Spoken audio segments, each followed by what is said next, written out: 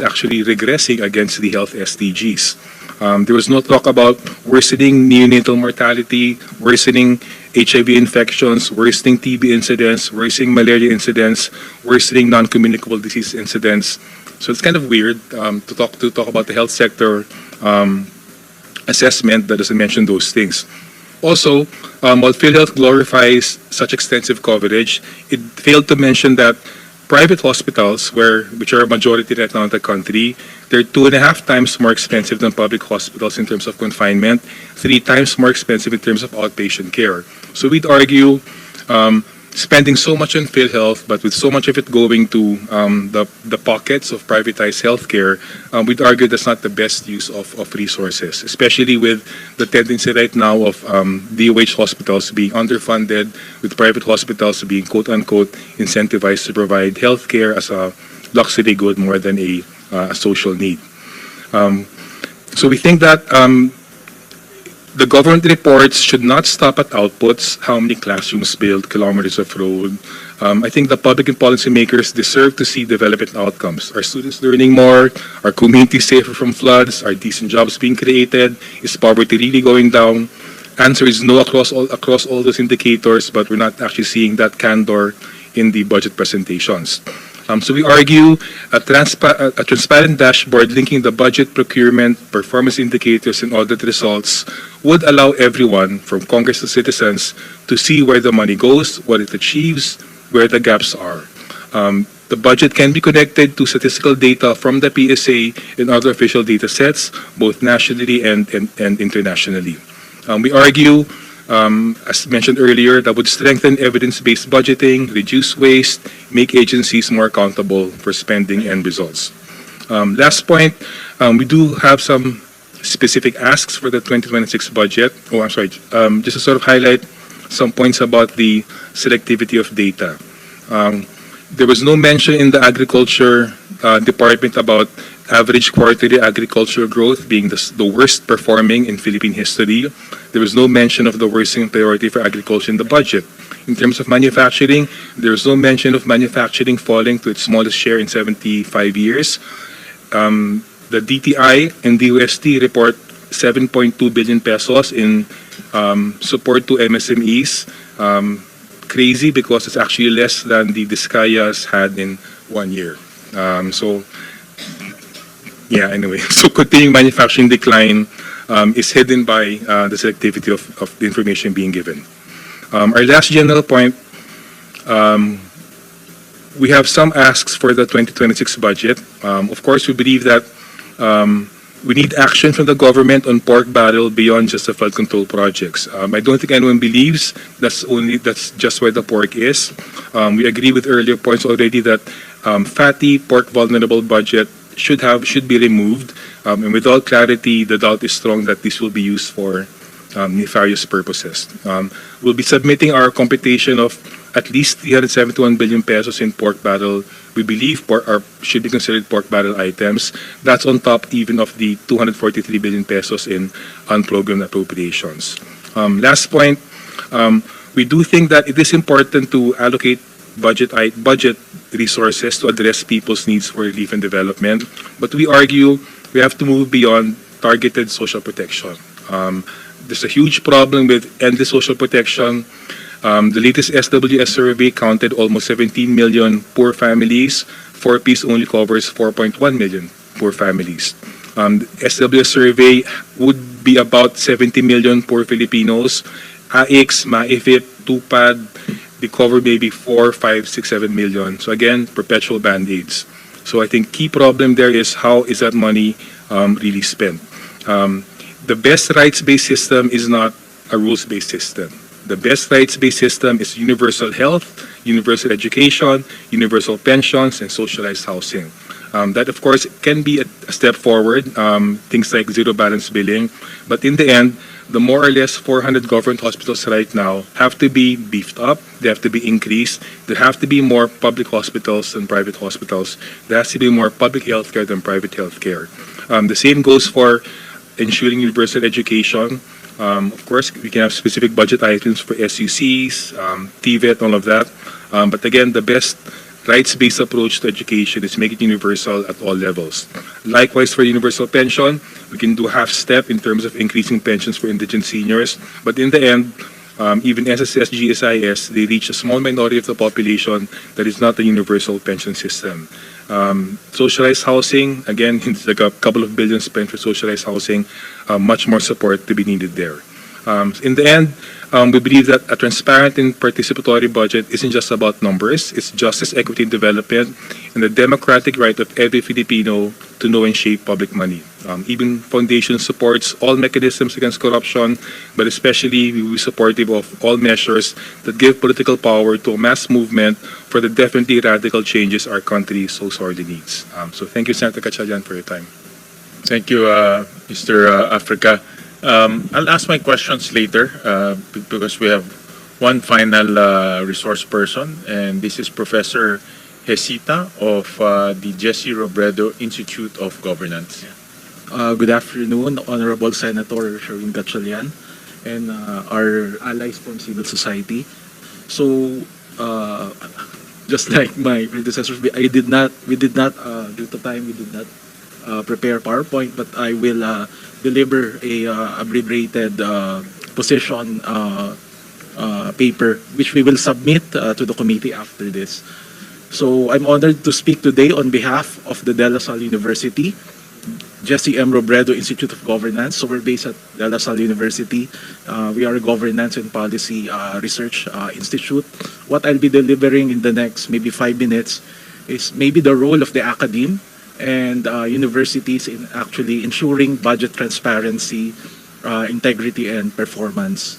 So as well as like-minded research, CSOs, policy think tanks that form a critical part of our country's knowledge and innovation ecosystem. So as the Senate deliberates on the General Appropriations Bill, we respectfully urge you to consider one essential but often underfunded dimension of governance, which is the systematic monitoring and evaluation of public programs and the use of budget through evidence-based and multi-stakeholder approaches. Some of the previous speakers, I think AJ and Ken mentioned about science-based and multi-stakeholder approaches.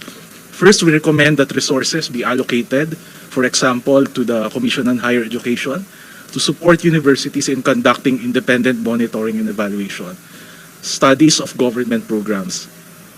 Our research universities have the technical expertise, academic independence, and nationwide reach to generate credible insights on whether programs delivered on their promises and how they can be improved.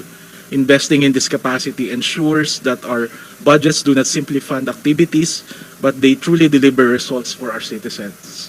Second, we propose that funds be allocated for the Department of Science and Technology to support research on the SDGs, as mentioned by Sir Sunny, on linking budget allocations with development performance, such as climate resilience, public health, education equity, food security, and digital inclusion. Require robust evidence-based solutions.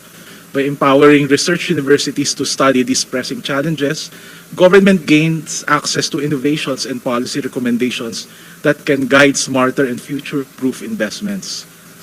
Third, budget monitoring and social accountability should not be left to experts alone, not even universities. No? That's why we clamor for multi-stakeholder and joint M&E of public services, where you also have university CSOs and government. Community-based monitoring and citizen participatory audit programs must complement open government initiatives. When paired with open data performance dashboards, these approaches allow citizens themselves to track project milestones, demand accountability, and ensure that public funds are not only disbursed but spent well.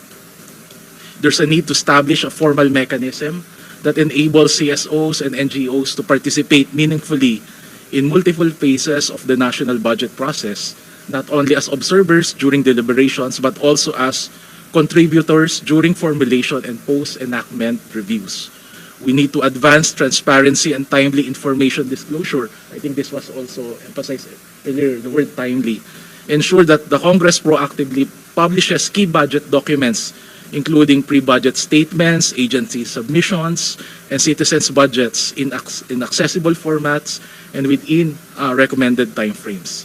It is imperative to promote inclusive and evidence-based deliberations, incorporate sectoral insights, data, and knowledge-based proposals from civil society, especially those representing marginalized groups, to improve the quality, equity, and effectiveness of budget decisions. We need to enhance accountability through public engagement, strengthen the legitimacy of Congress budget decisions by enabling structured citizen oversight and feedback, supported by transparent documentation of how inputs were considered. It's like closing the feedback loop. So it's one thing to comment on something, but civil society citizens deserve to know how are their comments and inputs were considered and maybe integrated or maybe neglected in the process. In short, we envision a governance ecosystem where public investment is continuously scrutinized, assessed, and improved through the combined efforts of universities, communities, and government. This is the kind of budget process that can build public trust, strengthen accountability, and deliver real impact. Honorable Chairperson, allocating resources to these areas is not an added expense. Rather, it is an investment in good governance. It ensures that every peso in the national budget generates the maximum possible benefit for our people. No, before I end, I'd like to mention that our position is to leverage the important mandates of the university. The university has 3 mandates: teaching, research, and community engagement. So for teaching, I think some of my colleagues emphasize the role of civic education. No, I think it's time to consider the role of civic education, perhaps in fostering budget literacy, understanding the budget process to our students. Maybe a content promoting social accountability spaces where the youth can actually participate. Maybe spaces provided by government in terms of participatory governance. In terms of research, I think I've mentioned some. We can focus on monitoring and evaluation, participatory impact evaluation of programs. Of course, this will require, again, the elephant in the room is to open the data in machine-readable formats. I think universities can do well if it's machine-readable. They can just run, because our budget is a robust data. If it's machine-readable, they can just call it there and run models and perhaps answer possible research questions. No, I think in terms of the university ranking, what they're looking right now for researchers is not anymore the knowledge content, but more of the policy impact of researchers. So there's a motivation and incentive for universities to actually do policy research, but open data will really help them. No? Earlier, someone said that the transcripts of the budget deliberations are already online. So I think it would be a big help. No, imagine doing content analysis of narratives surrounding certain budget priorities, etc. No? This can be done by universities. Of course, I'm not romanticizing the role of universities. They need to partner with civil society organizations, the communities, and the government itself.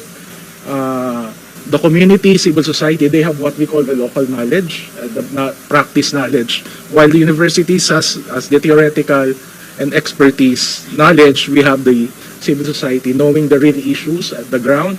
They have the social capital to ensure that the research and the research results are relevant to the community. No? Lastly, universities are also mandated to do community engagement.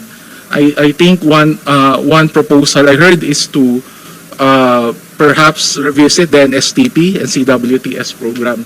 No, there's this one practice that we documented by the concerned citizens of Abra for Good Government. So what they did is they deployed engineering students to the field to do the monitoring and monitoring of projects, road projects conducted in the province, no, and national government projects. So imagine engineering students are able to learn real world how projects are managed, but also learn good governance at the same time. No? So imagine if, for example, teachers, maybe accounting students, on how they can be deployed or their expertise can be optimized to be able to pursue maybe address our social accountability deficits. No? So that's all. Thank you, and we look forward to working with your committee in advancing a more accountable, transparent, and data-driven public sector. Thank you. Thank you, Professor Jason. I'll ask this to Mr. Sunny Africa, because I've heard this across different resource persons, yung issue of BICAM. No? And both houses, here in the Senate, we passed Senate Concurrent Resolution number 4. The introduction of Senate President Tito Soto is to live stream the BICAM. No? Pero narinig ko rin yan kanina across different comments. Anong expectation ng CSOs pagdating sa BICAM? Of course, naka-live stream na siya. No?